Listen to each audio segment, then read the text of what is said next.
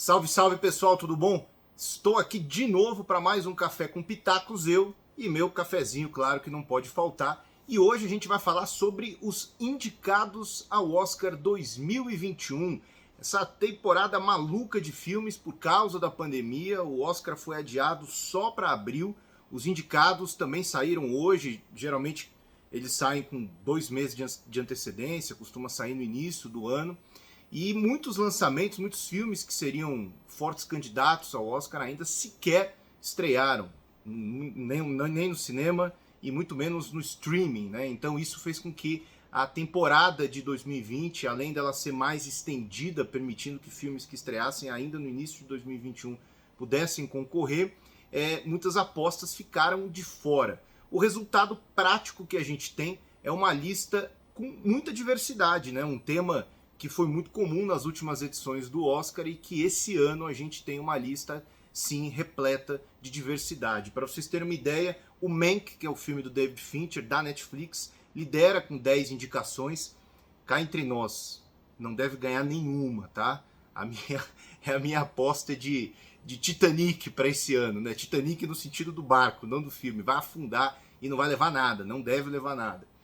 Seguindo o Mank, a gente teve o Nomadland, Judas e o Messias Negro, Bela Vingança, O Som do Silêncio, Sete de Chicago, todos esses 6 filmes com 6 indicações cada um, né? O que reforça aí a disputa acirradíssima nas principais categorias, né? Eu vou falar agora das principais categorias para vocês. Eu acho que tem grandes surpresas entre as indicações, mas eu não imagino que o Oscar deva ter um direcionamento diferente do que as indicações aos prêmios dos sindicatos já estão tendo, e também acho que o Globo de Ouro acaba sinalizando um pouco como que estão os ânimos das pessoas que vão votar lá em Hollywood e também em outros lugares do mundo, né? Lembrando que o Oscar cada vez mais se abre para outros países, né? Então a gente vai ver hoje nas indicações, por exemplo, o filme do Thomas Vinterberg, um filme dinamarquês, ele está em outras categorias além de filme internacional. Um detalhe importante é que pela primeira vez em 93 anos de Oscar, a gente tem 2 mulheres concorrendo na categoria de melhor direção, a Chloe Zhao e a Emerald Fennell. Em 93 anos, isso é a primeira vez que acontece. E também a gente tem a primeira mulher não branca a ser indicada na categoria, né? Quando eu digo mulher não branca, incluindo negra, asiática e de outras etnias. Então é a primeira vez que isso ocorre na categoria de direção em relação a mulheres, né? A Chloe Zhao, inclusive, ela superou o recorde da Fran Walsh, que disputou 3 prêmios por Senhor dos Anéis em 2004, e dessa vez ela sozinha está concorrendo a 4 prêmios, né? Melhor direção, roteiro adaptado, montagem e também melhor filme, porque ela é uma das produtoras do Nomadland. E a Emerald Fennell teve 3 indicações, porque além de direção, além de diretora do Bela Vingança, ela também fez o roteiro original e também é uma das produtoras do filme. Então olha só que interessante. Agora, isso, não pense você que o Oscar está corrigindo aí todos os erros do passado e que daqui para frente o Oscar vai ser uma maravilha, uma festa diversa, representativa. Não se engane, viu? Por que eu digo isso? Porque desde 2018, quando a Greta Gerwig foi indicada por Lady Bird, o Oscar nunca mais indicou mulheres na categoria de direção. Então, a gente teve em 2019, 2020, somente homens indicados na categoria, né? Então, isso é uma batalha constante do Oscar, isso é uma questão que a própria audiência pede, os próprios produtores pedem, e o Oscar tem tentado aí, a cada ano, criar novas regras para que as mulheres estejam mais inseridas na festa e não excluídas da festa, como historicamente aconteceu no Oscar. Bom, vamos lá. Melhor filme. A gente poderia ter 10 títulos no máximo, a gente teve 8. São eles: Bela Vingança, Judas e o Messias Negro, Meu Pai, Mank, Minari, Nomadland, O Sete de Chicago e O Som do Silêncio. Pelas apostas e pelo clima na academia, eu diria que o prêmio vai para Nomadland, da Chloe Zhao, que é estrelado pela Frances McDormand, basicamente por uma questão que é muito importante, né? A gente precisa lembrar que o Oscar é uma festa para a indústria de cinema dos Estados Unidos, né? E o Nomadland, ele fala dos Estados Unidos, especificamente sobre a ruína dos Estados Unidos contemporâneo. Então ele toca ali em questões que têm a ver com políticas públicas de Estado, que tem a ver com imigrantes, que tem a ver com, enfim, com uma série de questões de economia, principalmente, de novas relações de trabalho. Então o Nomadland é um filme que toca, digamos assim, a alma dos norte-americanos e das norte-americanas. Então, para mim, o Nomadland é disparado o filme que deve vencer na categoria de melhor filme. O meu favorito é o Bela Vingança, o Promising Young Woman, mas eu acho que ele tem uma chance bem reduzida de levar o Oscar de melhor filme. Como ator, a gente tem 5 indicações. A gente tem o Anthony Hopkins por Meu Pai, a gente tem o Gary Oldman por Mank, a gente tem o Riz Ahmed por Som do Silêncio, o Steven Yeun por Minari. O Steven Yeun, quem acompanha The Walking Dead vai lembrar dele, ele foi um dos protagonistas do The Walking Dead. E a gente tem o Chadwick Boseman por A Voz Suprema do Blues, uma indicação póstuma para Chadwick Boseman. Eu daria o prêmio para o Riz Ahmed, né? Mas como eu não voto na academia, eu acho que dificilmente o Riz Ahmed vai levar esse prêmio, porque esse prêmio já está nas mãos da esposa do Chadwick Boseman. Acho muito difícil o Chadwick Boseman não levar esse Oscar póstumo pelo trabalho dele no A Voz Suprema do Blues, que é um filme bem fraco. Ele está na Netflix, eu acho que ele tem atuações muito boas, mas é um filme que, como roteiro, pensando no produto como uma obra cinematográfica, ele deixa muito a desejar. Ele mais parece uma peça de teatro, necessariamente, do que um filme, né? Mas eu acho que o Chadwick Boseman vai levar nessa categoria aí, não tem nem o que se discutir. Na categoria de melhor atriz, a briga é mais acirrada. A gente tem a Andra Day pelos Estados Unidos versus Billie Holiday. A gente tem a Carey Mulligan pela Bela Vingança, Frances McDormand pelo Nomadland, a Vanessa Kirby pelo Pieces of a Woman e a Viola Davis por A Voz Suprema do Blues. Para mim, a Andra Day e a Viola Davis correm por fora. Se elas levarem, vai ser uma grata surpresa. São atrizes muito boas, muito competentes, mas em filmes menores, se a gente comparar com os outros 3 filmes. A Vanessa Kirby, que era praticamente uma aposta certa, dificilmente a estatueta sairia da mão dela, ela não tem levado os prêmios dos festivais, né? Ela foi indicada, ela está indicada ao BAFTA, ela está indicada ao prêmio do sindicato, mas ela não levou o Globo de Ouro, e eu aposto que ela também não vai levar o Oscar, tá? Então, para mim, essa categoria está entre a Frances McDormand e a Carey Mulligan. O meu voto seria, claro, da Vanessa Kirby, sem sombra de dúvida, pelo Pieces of a Woman, que está na Netflix, você pode assistir. Mas para mim o Oscar deve premiar a Frances McDormand pelo Nomadland, né? Eu ficaria muito feliz, se na dúvida entre as duas, se o prêmio fosse para Carey Mulligan. Eu gosto muito dela no filme, no Bela Vingança, mas eu acho que aqui a Frances McDormand deve levar, a não ser que haja alguma grande reviravolta. Na categoria de ator coadjuvante, a gente tem a dupla do Judas e o Messias Negro, o Daniel Kaluuya e o Lakeith Stanfield.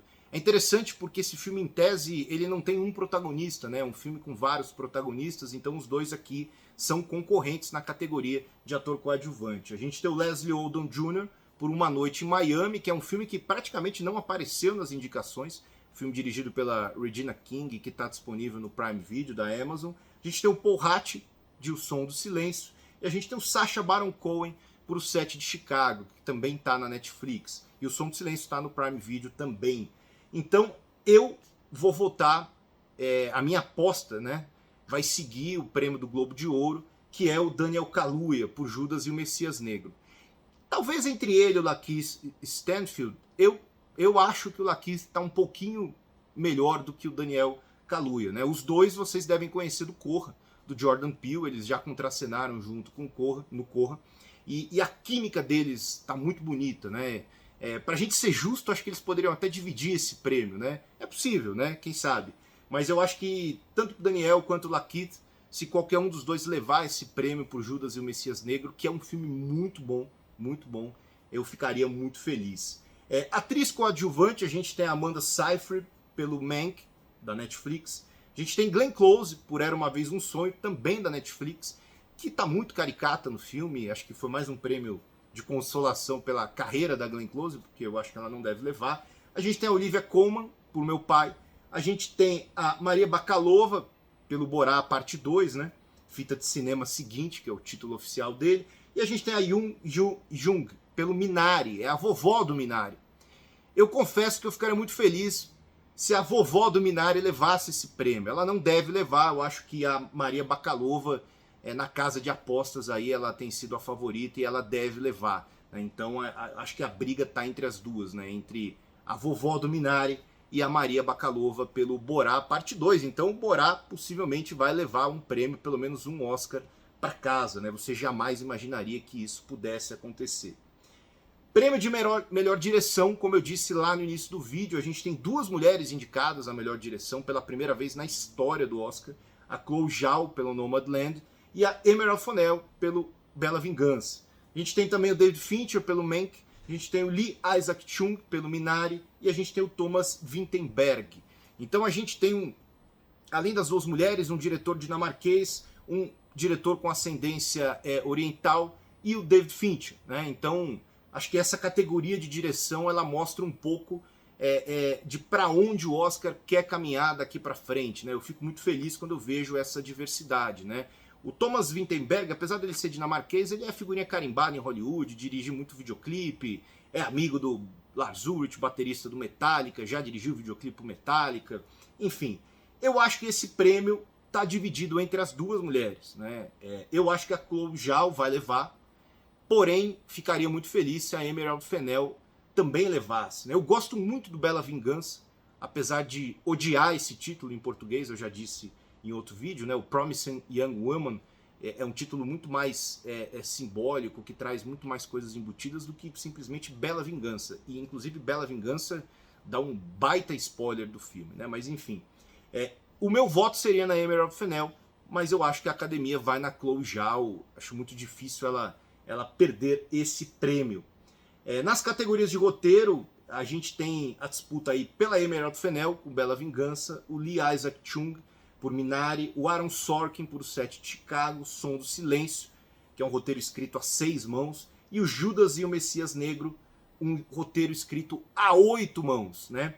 Eu tendo a não gostar muito de roteiros escritos por mais de uma pessoa. Né? Eu acho que geralmente quando isso acontece, pensando em Hollywood, são casos em que o roteiro foi muito reescrito, teve muitas versões, então a gente não consegue saber ao certo o que há de material ali original e o que há de material ali remontado. Então, para mim, essa categoria está entre o Minari, do Lee Isaac Chung, e o Bela Vingança, da Emerald Fennell, que são dois roteiros originais que carregam em si memórias pessoais dos dois, tanto da Emerald quanto do Lee. Né? Então eu acho isso muito importante, o Oscar geralmente valoriza esse tipo de situação. Né?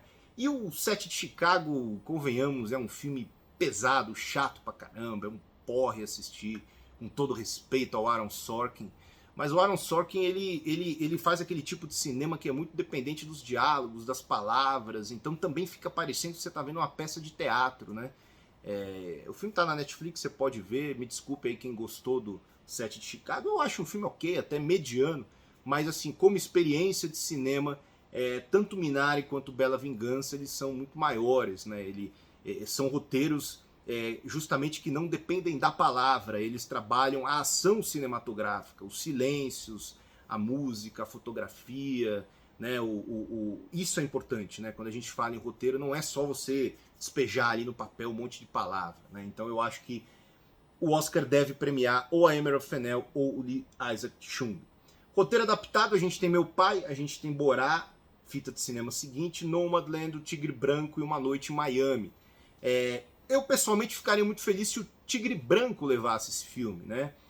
Adaptado de um livro, best-seller, e eu não acho difícil que o Tigre Branco tenha chance de ganhar, porque foi um livro muito vendido nos Estados Unidos, então as pessoas conhecem a história. O Tigre Branco, o filme, está disponível na Netflix, se você quiser assistir. Mas eu acho que a Chloe Zhao também deve levar esse prêmio. O Nomadland é um roteiro de poucas palavras. É um filme difícil também de ser assistido.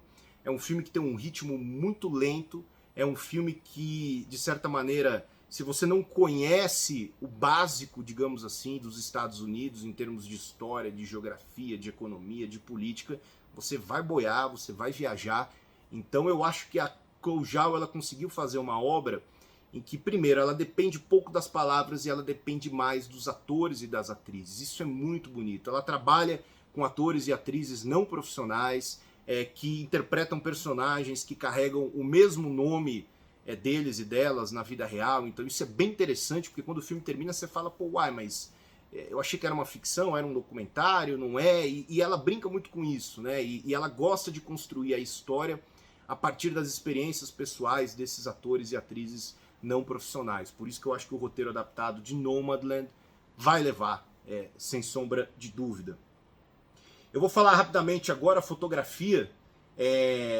Entre os indicados todos aqui, a minha aposta é Judas e o Messias Negro, porque é um filme escuro, e é um filme escuro bem filmado, né? Eu, quando dou aula de fotografia, geralmente muitos alunos fazem filmes ali com sérios problemas de iluminação, e às vezes eu vou conversar, questionar, e eles, professor, isso é uma liberdade artística, isso é uma licença poética, e não é bem por aí, né? Você fazer um filme escuro demanda muito trabalho e demanda muita iluminação. Não é porque o filme que você está vendo na tela é escuro que significa que o diretor de fotografia trabalhou com pouca luz. Pelo contrário, você tem que ter também muita luz para fazer um filme escuro. Então, trabalhar com sombra é mais difícil, né? Lembra do Poderoso Chefão, enfim, de outros grandes filmes na história de Hollywood que trabalharam com pouca luz e muita sombra, né? O próprio Cidadão Kane, que eu acho que é um exemplo clássico disso.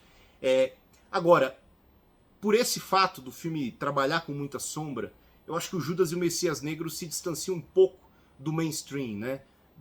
Das grandes audiências. Então, nesse caso, se o prêmio de fotografia no Oscar for querer agradar, digamos assim, a grande audiência, talvez o Nomadland leve, porque aí sim o Nomadland tem aquela fotografia tradicional de Hollywood, com grandes planos, né? E que trabalha muito esses planos dos desertos norte-americanos, né? Enfim, para mim, esse prêmio está dividido entre os dois. Se for uma aposta mais ousada, eu iria no Judas e o Messias Negro. Se for uma aposta mais convencional, eu iria no Nomadland.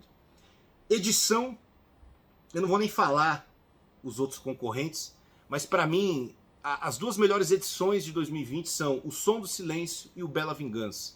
Ambos estão indicados, para mim, ambos são favoritos. E eu ficaria feliz com qualquer um dos dois. Sobre O Som do Silêncio, o protagonista sofre de um problema, passa a sofrer um problema auditivo, e ele é baterista. E como contar uma história de alguém que tem um problema de audição?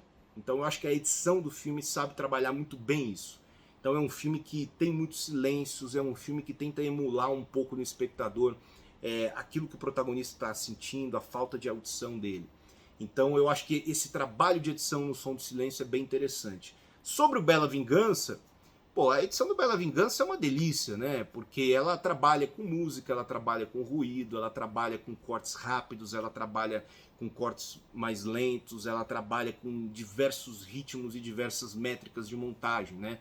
Se a gente fosse falar de edição, de técnicas de edição, a gente poderia muito bem usar o Bela Vingança como exemplo de montagem, porque ele consegue trabalhar aí com várias situações ao mesmo tempo no mesmo filme. Então eu acho isso muito difícil de se fazer, e o resultado final disso na tela é algo muito interessante, né? É muito atrativo, né? Apesar do tema do filme ser pesado, quando você termina de ver o Bela Vingança, você pensa, pô, que filme acabado, que filme muito bem feito. Eu acho que a montagem passa isso no filme. Eu acho que fora isso, são os outros prêmios técnicos, eu não vou me ater muito aqui. Também não sou competente para falar dos prêmios técnicos.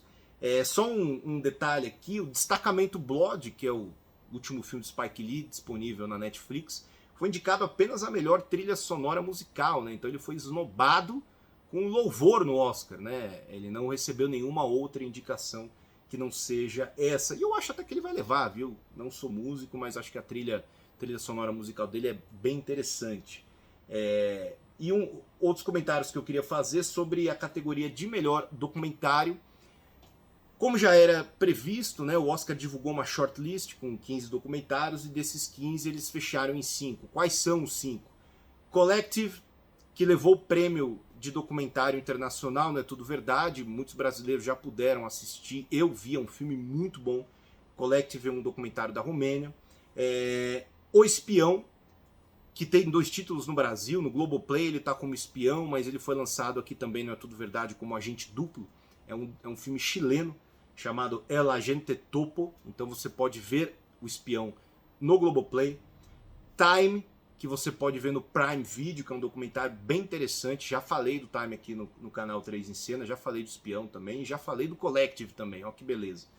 Crip Camp, Revolução pela Inclusão, que está na Netflix, esse eu ainda não vi, confesso, e Professor Polvo, que é um documentário da Netflix, tem muita gente torcendo o nariz, muita gente reclamando que o filme é mais ficção do que documentário, que se incomoda com uma série de questões, mas não deixa de ser um filme interessante. Eu acho que filme bom é aquele filme que desperta o debate.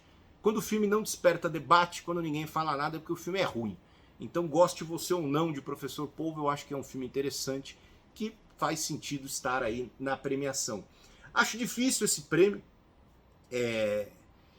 O Oscar de documentário geralmente procura agradar o público norte-americano. Então, pensando nisso, eu escolheria o Time, por exemplo, que é um filme que trata de questões raciais, trata de questões da justiça norte-americana, de economia norte-americana, enfim, de política, por que não? Então, eu acho que o Oscar vai no Time. Eu, Piero, se eu fosse votar, eu ficaria entre o Espião, do Chile, e o Collective, da Romênia. Mas eu acho que os dois têm poucas chances de levar. O Oscar deve escolher o Time, que é um filme que fala dos Estados Unidos, né? A gente que é idiota, que fica falando do Oscar, assistindo o Oscar, e no fundo, o Oscar premia os Estados Unidos, né? Eu acho que o Parasita, que levou o prêmio principal na última edição, é o grande peixe fora d'água, mas geralmente, historicamente, o Oscar premia filmes que, de certa forma, dialogam com eles mesmos, né? Acho que é isso, né? O Soul vai levar a melhor animação. Não conheço muitos outros indicados, mas o Soul tá levando tudo aí. E filme internacional, eu acho que eu só queria fazer esse comentário sobre o filme internacional. O Collective também está concorrendo, concorre em 2 categorias, mas para mim o filme que deve levar é o Druck, do Thomas Vinterberg. É um filme dinamarquês, estrelado pelo Mads Mikkelsen, que você já deve conhecer ele como vilão do James Bond e outros tantos filmes que ele fez por aí. O Druck, que ainda não estreou no Brasil, ele fez parte da seleção oficial de Cannes em 2020.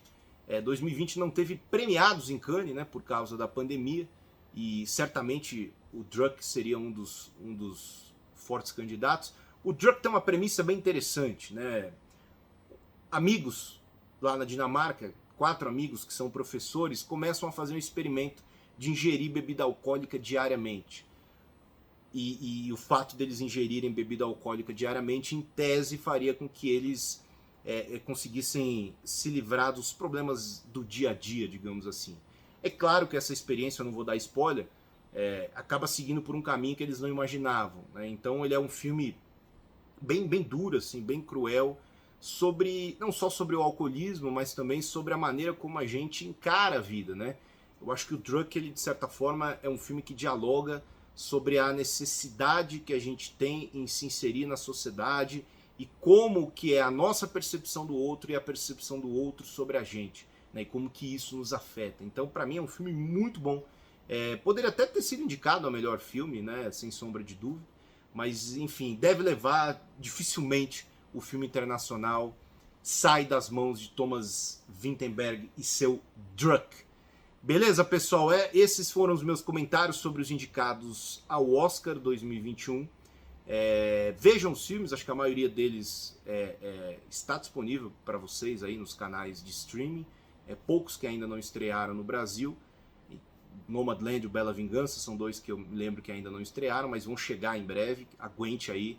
E o mais importante, né, se você ainda não está inscrito no canal, se inscreva aqui no canal 3 em Cena. Esse Café com Pitacos, com o meu cafezinho aqui, nem consegui tomar um gole dele hoje, ele é um programa novo que a gente tem feito, A gente tem lives semanais, sempre aos domingos agora. A gente tem um programa de entrevistas com cineastas e agora a gente também tem o Café com Pitacos, que é esse momento em que eu faço geralmente análises ou sobre filmes, ou sobre festivais, ou sobre prêmios, enfim, sempre sobre cinema. Beleza, pessoal? Beijos e abraços para vocês e até o próximo Café com Pitacos. Sem esquecer do cafezinho, hein?